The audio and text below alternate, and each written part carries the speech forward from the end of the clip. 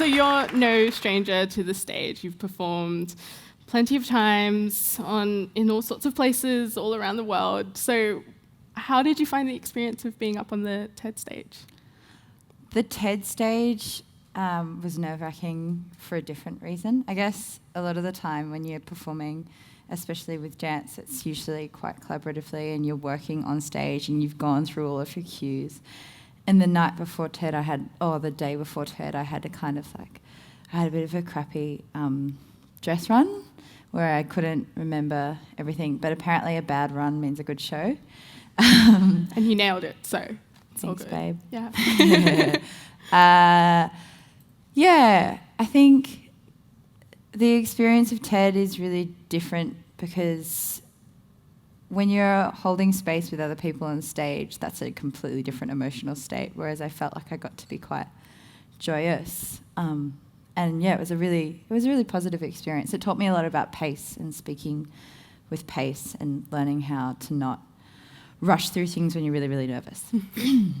That's really good advice. What I really loved about your talk, which was about being more comfortable and confident with our bodies, is that it goes beyond just being a good dancer. So what were some of the key takeaways that you hope would resonate with audiences?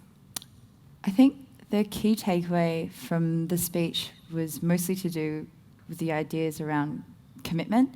It's funny, after I did the speech, I spoke to a lot of dancers who were like, I'm always the last person to participate in group dance exercises because they have an expectation of themselves as a performer and they don't ever want to look bad. So I guess, but the biggest takeaway from the talk was definitely this idea of commitment to action in the present moment, but further than that, like beyond the dance floor, was a commitment to action but being able to involve other people in that process at the same time. So yeah, collaborative and confirmed commitment to action. Yeah, I think it's really important to have those safe and, as you said, shame-free spaces. Yeah, I've been thinking a lot about the idea of safe spaces and like a lot about the idea of shame.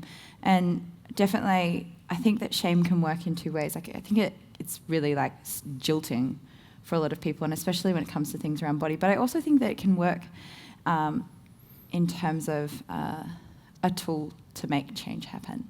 Yeah. It's interesting, the currency of shame.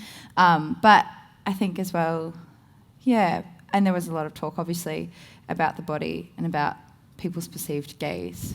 So yeah, I think they're mainly the takeaways from the talk. Yeah. What I found in your practice and also your talk is that you're always actively trying to disrupt this male patriarchal, like ethnocentric, heteronormative gaze. For the people that need a little bit of clarification on what that might be, it's called the white male gaze. And for the people that might be sitting next to a white male, don't worry about them feeling uncomfortable or feeling bad for them. It's about structures of power. And when I talk about whiteness, I mean it in terms of values and value systems. So yeah, in disrupting that, even though that word is, I guess it's just a refusal to participate in being looked at in that way and being objectified in that way. And in an ideal world, what would you like to see happen? Would you like to see change? It's been so funny because I think there's a lot of... I've been researching a lot at the moment about this idea of utopia, and the idea that utopia is not a binary concept. The idea of utopia as not as a solution, but that it shifts and it's fluid and it changes all the time.